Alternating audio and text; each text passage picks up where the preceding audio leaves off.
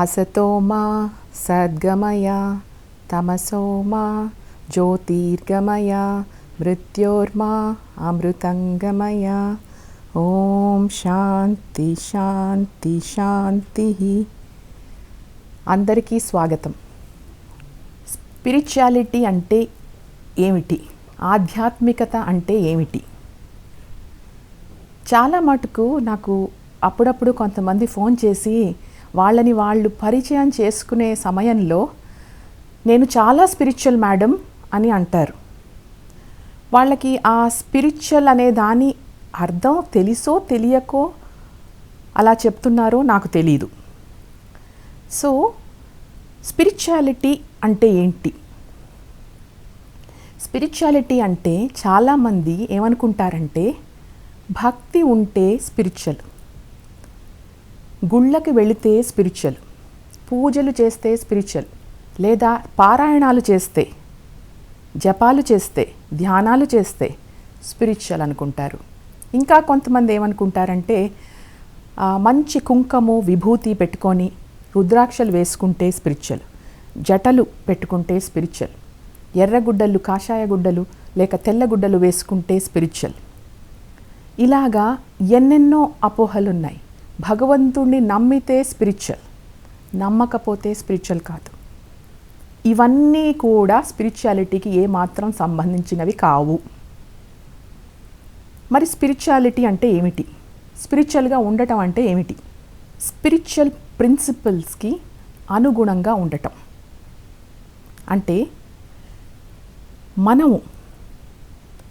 మనతో ఎలా రిలేట్ చేసుకుంటున్నాము, ఇతరులతో ఎలా రిలేట్ చేస్తున్నాము, ప్రపంచంతో ఎలా రిలేట్ చేసుకుంటున్నాము, కాస్మాస్తో ఎలా రిలేట్ అవుతున్నాము, యూనివర్స్తో ఎలా రిలేట్ అవుతున్నాము, ద హోల్ ఎగ్జిస్టెన్స్తో మనం ఎలా కనెక్ట్ అవుతున్నాము, ఎలా రిలేట్ అవుతున్నాము అనేదే స్పిరిచువాలిటీ. సో ఎలా రిలేట్ అవ్వాలండి వీటితో?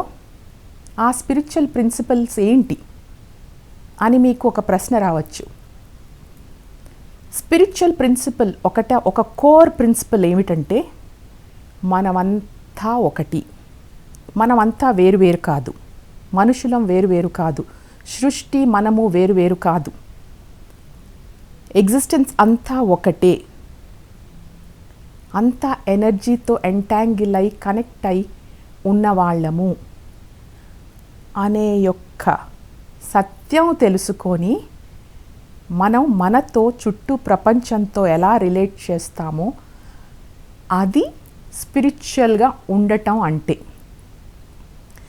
సో అసలు మన హిందూ స్పిరిచువల్ ప్రిన్సిపల్స్ ఎప్పుడో 5000 years ఎగో మన పూర్వీకులు అంతటా వీటి గురించి వివరంగా చెప్పి జీవిస్తూ ఉండేవాళ్ళు.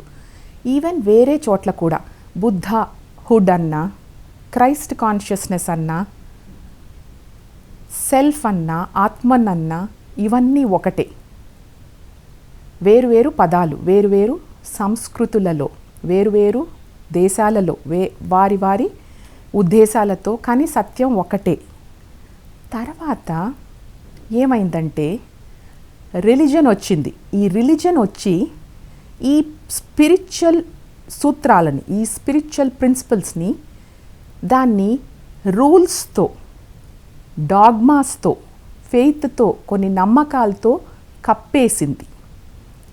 ఎప్పుడైతే ఈ రిలీజన్ వచ్చి ఇలా అసలైన సత్యాన్ని మసిపూసినట్టు అన్నిటితో కప్పేసరికి మనము వేరు, మనము సెపరేట్, దేంతో ఒకటి కాదు అని ఒక కోఆపరేషన్లో ఉంటూ ఉన్న జీవులము కాంపిటీషన్లోకి వచ్చాము, కాన్ఫ్లిక్ట్లోకి వచ్చాము. మనం ఎప్పుడైతే సెపరేట్ అనే ఒక అవగాహన మన రిలీజన్ మనకి ఇచ్చిందో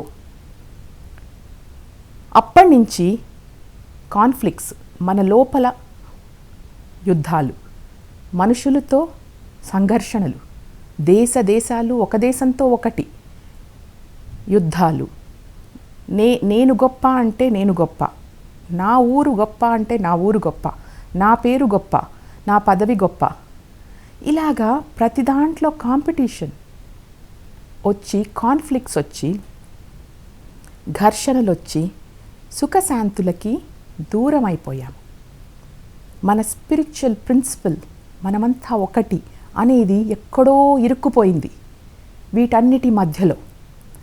దీనివల్ల మనకి ఏమి డెవలప్ అయిందంటే తెలుసా, మన నుంచి మనం దూరంగా, మన నేచర్ నుంచి మనం దూరంగా వెళ్ళిపోయేసరికి భయం అనేది డెవలప్ అయింది. ఈ భయంతో గ్రీడ్ మొదలైంది, స్వార్థం, ఒకళ్ళంటే ఒకళ్ళ ద్వేషం, హేట్రెడ్, క్రైమ్స్, ఇవన్నీ వచ్చింది మనకి మనమంతా ఒకటి అనే అవగాహన తప్పిపోవటం వల్ల. సో ఇప్పటికీ మించిపోయింది లేదు. ఇప్పుడైనా మన్ని మనము రీడిఫైన్ చేసుకొని రీఎస్టాబ్లిష్ అయ్యే సమయము వచ్చింది. ఇప్పుడు మనం చేసుకోలేకపోతే మనం ఎప్పటికీ ప్రశాంతతకి లేకుండా అశాంతికి గురి అవుతూ, ఈ సంతోషము అనేది మనలోనే ఉందని కూడా తెలియక ఎప్పుడూ వెతుక్కుంటూ పవర్లెస్గా, వీక్గా, అలా మాయల్లో, ఇగ్నరెన్స్లో, అజ్ఞానంలో కొట్టుకుంటూ ఉంటాం మనమేంటో మనం తెలియక. సో మనం ఎలా రీడిఫైన్ చేసుకోవాలి, మనం ఏంటో మనకి ఎలా తెలుస్తుంది? సో ఈ స్పిరిచువల్ సైన్స్ సిరీస్ అన్నీ వీలైనంత సింపుల్ లాంగ్వేజ్లో మనకు అర్థమయ్యేటట్టు కొన్ని సైన్స్ పరంగా, మన ఏజ్ ఓల్డ్ ఏన్షియంట్ విజ్డమ్ పరంగా, ప్రస్తుతం మన ఎక్స్పీరియన్సెస్తో పోల్చుకుంటూ మనని ముందుకు తీసుకువెళుతూ మన స్థానాన్ని మనం క్లెయిమ్ చేసుకుందాం. మన పవర్ఫుల్నెస్ని, మనము ఆల్ పొటెన్షియాలిటీని తిరిగి మనం రీక్లెయిమ్ చేసుకోవాలి. మన పర్సనల్ ఇండివిడ్యువల్ శాంతి సుఖాలకే కాకుండా మన కమ్యూనిటీ శాంతి సుఖానికి, గ్లోబల్ శాంతికి ఇది ఒక్కటే మార్గం, వేరే మార్గమే లేదు. సో ఇది మనం అందరం తలుచుకుంటే కానీ ఇది సాధ్యమయ్యేది కాదు. ఏ ఒక్కళ్ళో, ఏ కొంత పర్సెంటో మనం తెలుసుకొని మన నేచర్లో ఎస్టాబ్లిష్ అయితే సరిపోదు. కొంత లార్జ్ స్కేల్, లార్జ్ నంబర్ కావాలి దీనికి. సో మనమందరము ఈ రీక్లెయిమ్ చేసుకుందాం మన స్థితిని అనే ఒక కంకణం కట్టుకొని మనం దానికోసం సాధిద్దాం. మనమే ఎగ్జాంపుల్స్ లాగా ప్రపంచానికి అవుదాం. మన సైన్స్ కూడా ఈ స్పిరిచువాలిటీని క్యాచప్ చేయలేకపోతుంది. మన ఓల్డ్ సైన్స్, డార్విన్ ఏం చెప్పారంటే సర్వైవల్ ఆఫ్ ద ఫిటెస్ట్ అనే ఒక థియరీని చెప్పారు. అంటే ఎవల్యూషనరీ థియరీ, ఎలాగా మనం ఎవల్యూషన్ ద్వారా మనం ఇలా తయారయ్యాము అని, సర్వైవల్ ఆఫ్ ద ఫిట్టెస్ట్ కాంపిటీషన్తోనే మనము సర్వైవ్ అవుతాము అనే ఒక థియరీని తీసుకొచ్చారు. అది పరిమితమైన థియరీ, కొంత స్పీషీస్కి, కొంతమందికి అది పరిమితమైంది. అప్పట్లో ఆయనకు కూడా అంత ఎవిడెన్స్ లేదు ఇది వివరంగా తెలియజెప్పటానికి. ఎప్పటికప్పుడు old science, new innovations, new డిస్కవరీస్తో మారుతూనే వచ్చింది. సో మనం ఇక్కడ గమనించింది ఎలా గమనించాలంటే 200,000 సంవత్సరాల క్రితం మనుషులు, హ్యూమన్ బీయింగ్స్ ఈ భూమి మీద మొదలయ్యాం.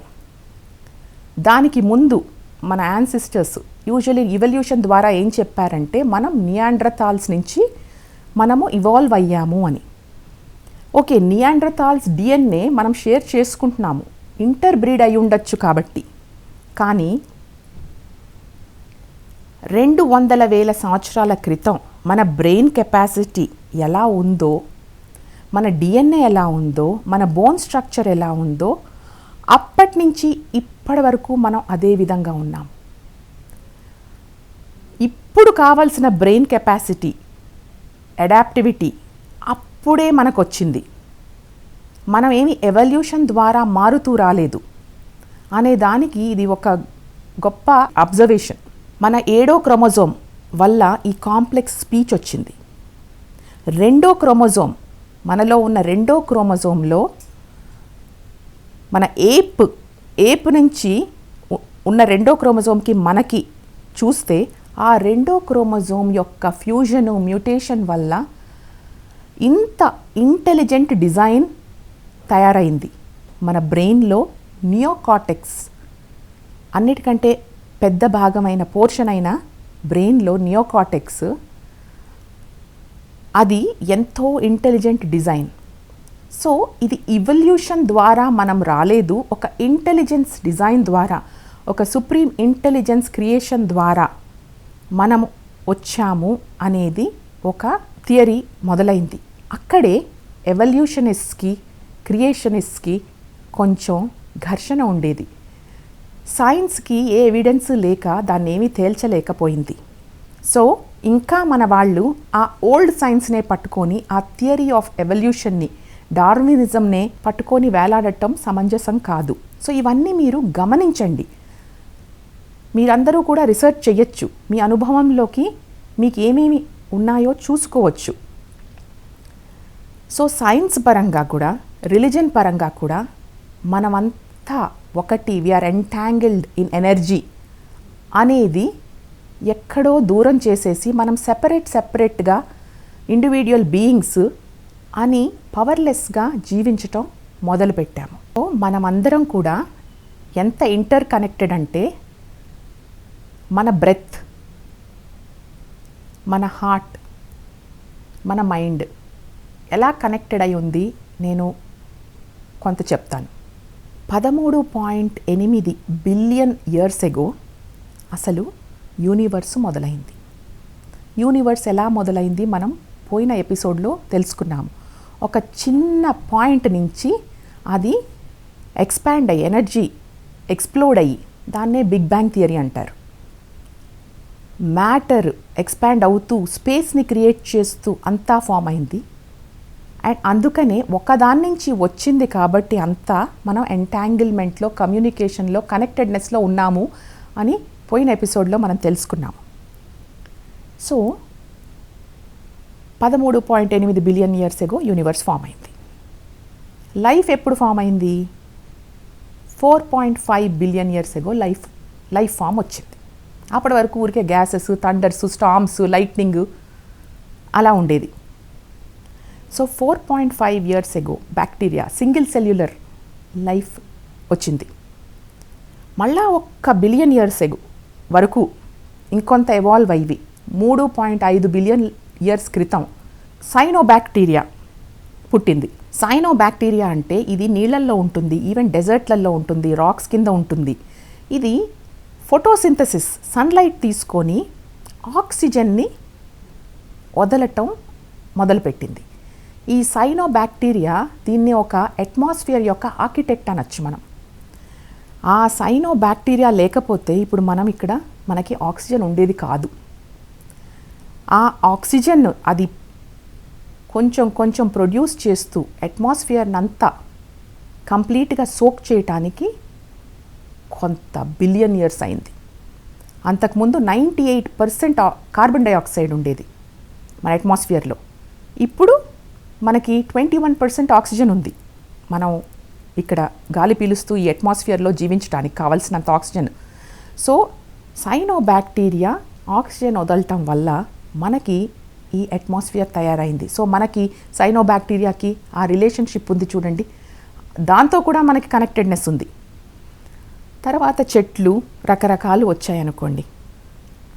తర్వాత మన బ్రెత్ ఎలా కనెక్టెడ్ అయి ఉంది? ప్రతిదీ ఇప్పుడు ఈ సైనోబ్యాక్టీరియా అనుకోండి, ఈ ప్లాంట్స్ అనుకోండి, ఫోటోప్లాస్ట్స్, ఈ చిన్న ప్లాంట్స్, ఇవన్నీ ఇచ్చిన ఆక్సిజన్ మనకి ఇన్ బ్రెత్. మనం వదిలేసిన కార్బన్ డైఆక్సైడ్ అవి పీల్చుకుంటూ ఉంటాయి. సో మనం వీటన్నిటితో కనెక్టెడ్. అది తెలుసుకోకుండా మనం మన చెట్లని నాశనం చేసి, మన స్వార్థం కోసం మన అట్మాస్ఫియర్ని, క్లైమేట్ని ఆగమాగం చేసేసి మనకే మనం నష్టము, కష్టము తెచ్చుకుంటున్నాం. సో ఈ ఇంటర్ కనెక్టెడ్నెస్ తెలిస్తే మనం అన్నిటినీ గౌరవిస్తాం. మన్ని గౌరవిస్తాము, వాటన్నిటిని మన చుట్టూ ఉండే వాటిని గౌరవిస్తాము. ఏది కూడా స్వార్థంతో, గ్రీడ్తో మనమే సొంతం చేసుకోవాలి, బాగుపడాలి, వేరేది నాశనం చేసి అనే ఉద్దేశం పోతుంది. సో ఇక్కడ కరెక్ట్ అండర్స్టాండింగ్, ఇంటర్ కనెక్టెడ్నెస్ యొక్క దాని గురించి చక్కగా తెలిస్తే ఈరోజు మనకి ఇలా మనం చూసేవాళ్ళం కాదు. ఇన్ని క్లైమేట్ చేంజెస్, ఇంత టోపోగ్రఫీ చేంజ్ ఎర్త్ మీద, ఐస్ మెల్ట్ అవ్వటము, ఇలాంటి దుస్థితి వచ్చేది కాదు.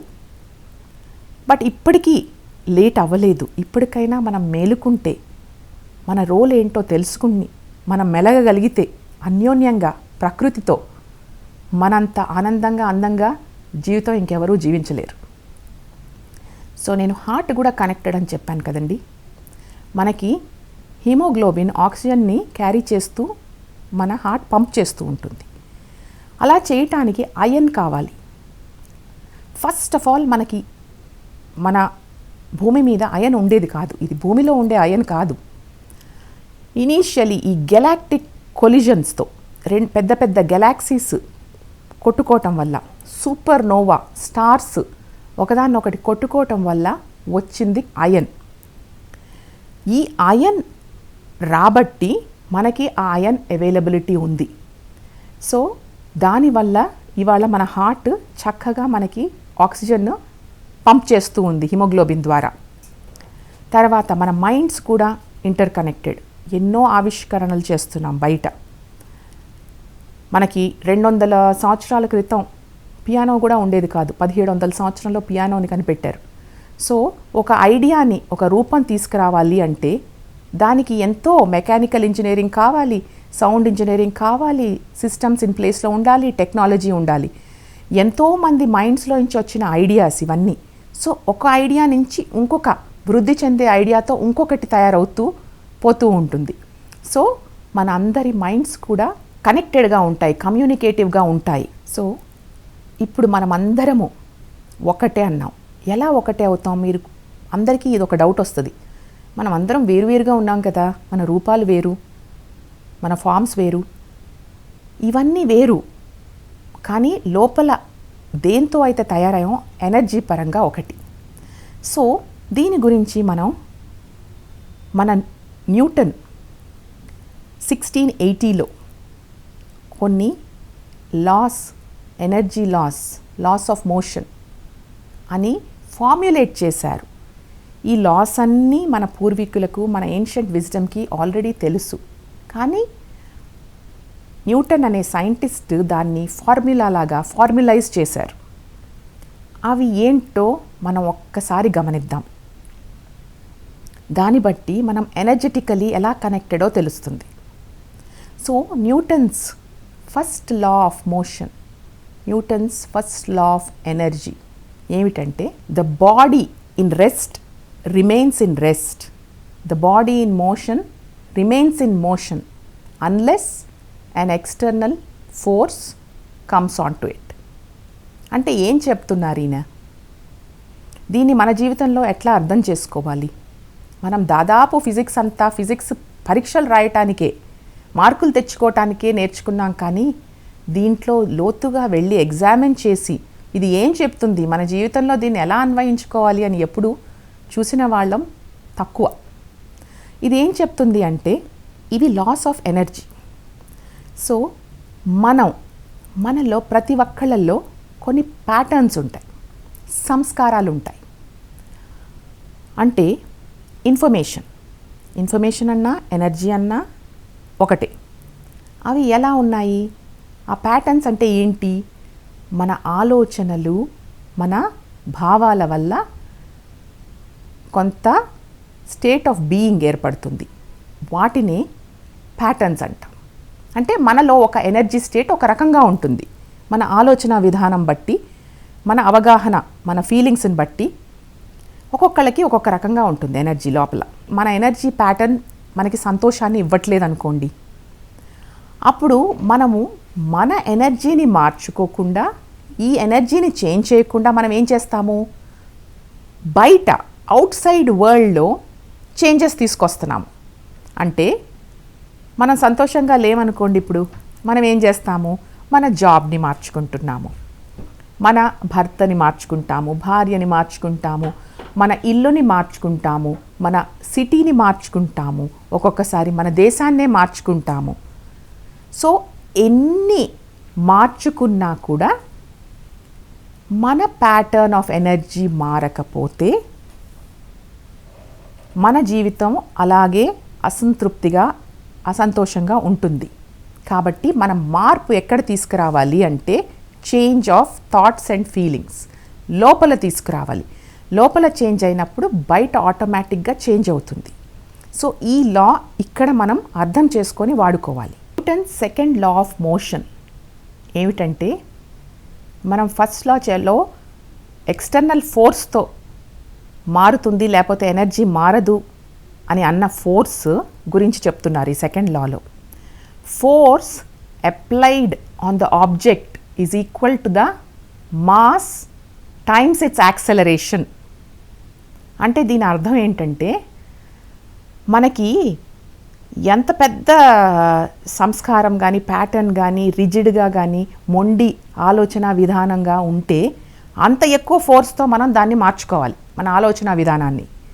ఫర్ ఎగ్జాంపుల్, మనకి చిన్న ఇన్ఫెక్షన్ వచ్చిందనుకోండి, ఒక చిన్న మందు రాసేస్తే పోతుంది, ఏదో చిట్కాలు వేసేసుకున్నా పోతుంది. ఒక్కొక్కసారి ఇన్ఫెక్షన్ చాలా పెద్దగా అయిందనుకోండి, దానికి చాలా పెద్ద డోస్ ఆఫ్ మెడికేషన్ కావాలి, చాలా ఫోర్స్తో కావాలి.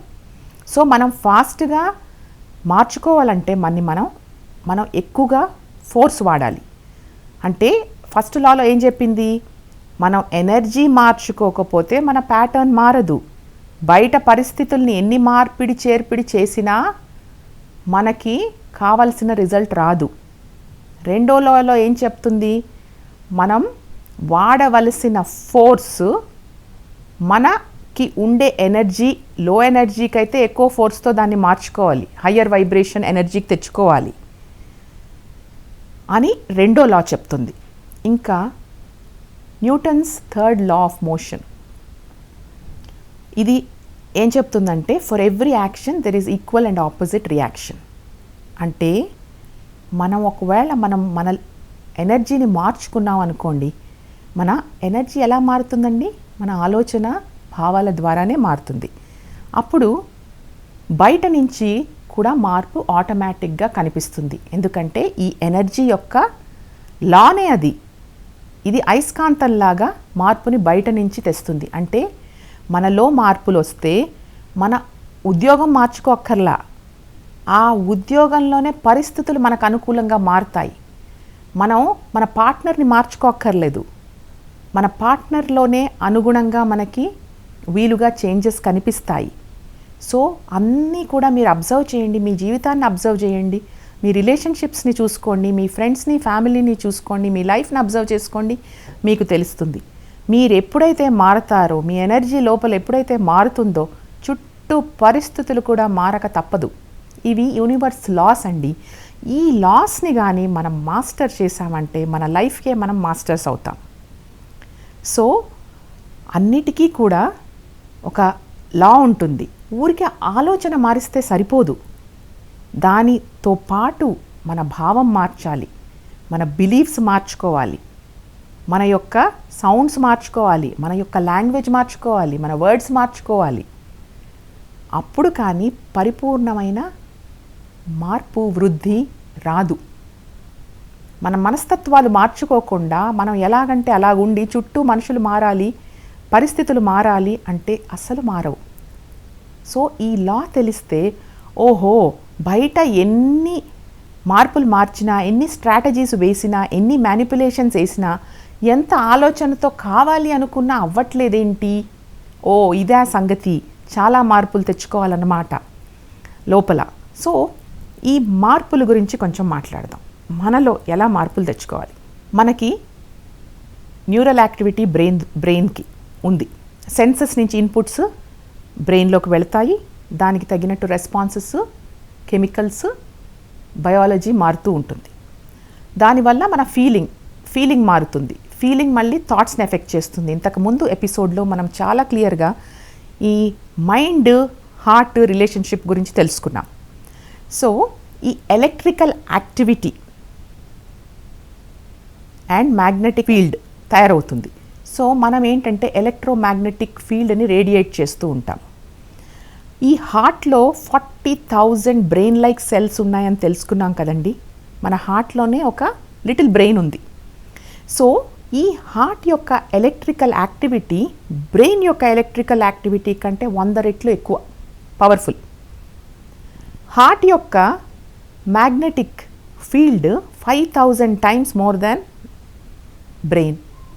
అంటే దీనివల్ల ఏమర్థమవుతుందంటే మన ఫీలింగ్స్కి, మన భావాలకి, మన ఎమోషన్స్కి మార్చుకుంటే తొందరగా మన ఆలోచనలు మారుతాయి. సో ఆలోచనల ద్వారా మన భావాల్ని, మన బిలీఫ్స్ని మార్చుకోవటం చాలా కష్టం. అదే మన భావాన్ని మార్చుకుంటే మన ఆలోచన తేలిగ్గా మారుతుంది. సో అందుకే గ్లోబల్ పీస్ ఎక్స్పెరిమెంట్స్లో అంతా వాళ్ళు చేసేది ఏంటంటే ఈ ఫీలింగ్స్ ఉంటాయి చూడండి, positive feelings of compassion, peace, love, care, joy, ఇవి ప్రాక్టీస్ చేసుకోవటం కంటిన్యూస్గా రోజుకి ఒక 3 నిమిషాలు ఇవి కాన్షియస్గా ప్రాక్టీస్ చేసుకుంటే మనకి లాస్ట్ టైం మాట్లాడుకున్నాం 0.1 హర్ట్స్ మన ఫ్రీక్వెన్సీ మెజర్మెంట్, అంటే ప్యూర్ డెల్టా వేవ్స్. అప్పుడు కంప్లీట్లీ బాడీ దాని హీలింగ్లోకి, దాని ఇమ్యూనిటీ బూస్టింగ్లోకి, యాంటీ ఏజింగ్లోకి ఇవన్నిటికీ వస్తుందన్నమాట. సో మనకి బోలెడంతా accessibility to power and potentiality ఈ క్వాంటమ్ ఫీల్డ్లో, ఈ కాన్షియస్నెస్లో ఉంది. అది యాక్సెస్ చేసుకోవటం తెలియాలి. సో ఈ మైండ్ అండ్ హార్ట్ కొహెరెన్స్తో మనము మన ఎనర్జీని హైయెస్ట్ లెవెల్స్కి తీసుకొచ్చి చాలా హార్మోనీ, పీస్ క్రియేట్ చేసుకోవచ్చు. చాలా మటుకు ఎక్స్పెరిమెంట్స్లో కూడా ఇప్పుడు సైన్స్ వీటిని క్యాచప్ చేస్తుంది. కానీ మనకి ఆల్రెడీ ఎప్పుడో మనకి చెప్పారు. ఎలా చెప్పారండి? ఇప్పుడంటే మనం లాంగ్వేజ్ ఆఫ్ సైన్స్, మ్యాథ్స్, ఫిజిక్స్తో చెప్తున్నాం. మన పూర్వీకులు 5,000 సంవత్సరాల క్రితం ఎలా చెప్పారు దీని గురించి? ఈ న్యూటన్ లాస్ గురించి ఎలా చెప్పారంటే, న్యూటన్స్ లాస్ ఆఫ్ మోషన్ గురించి లా ఆఫ్ కర్మ ద్వారా చెప్పారు. లా ఆఫ్ కర్మ, మనం ఏమి చేసినా దాని కాన్సిక్వెన్సెస్ మనం అనుభవించాల్సిందే. Law of karma is nothing but Newton's laws of motion or laws of universe. దీంట్లో మాస్టరీ చెందితే ఏదో లైఫ్ టైం అంతా వాడక్కర్లే. ఈ నిమిషం మనకి యాక్సెసిబిలిటీ ఉంది మనలో మార్పు తెచ్చుకోవటానికి. మనకి రైట్ అండర్స్టాండింగ్ వస్తే మనం ఎక్కడ మార్చుకోవాలో మన చేతిలోనే ఉంది, ఎక్కడో లేదు. అది తెలియకనే ఆ కీ పారేసుకోబట్టే మనం ఇంత ఆవేదనలో, ఇంత ఆతృతగా, ఇంత ఆందోళనగా, ఏమీ తెలియక ఏదో జీవిస్తున్నాం. మన మనసు ఏం చెప్తే అది చేస్తూ, మన బాడీ ఏం కావాలంటే అది చేస్తూ, మన సెన్స్ ఆర్గన్స్ ఏదంటే అది ఇన్పుట్స్ ఇచ్చేసి మోడరేషన్ లేకుండా అల్లకల్లోలంగా జీవిస్తున్నాం. సో మనం ఇప్పటికైనా మేలుకొని మన జీవితాన్ని మనం మాస్టర్స్గా తయారవటానికి ప్రతి క్షణం, ప్రతి నిమిషం మనం ప్రయత్నించాలి. అండ్ మన చేతిలోనే ఆ కీ ఉంది. మనకి ఆ ఎనర్జీ ఫీల్డ్ కంటిన్యూస్లీ యాక్సెసిబిలిటీ కూడా ఉంది. సో మళ్ళీ నెక్స్ట్ ఎపిసోడ్లో మనం అందరం కలుద్దాం. నమస్కారం.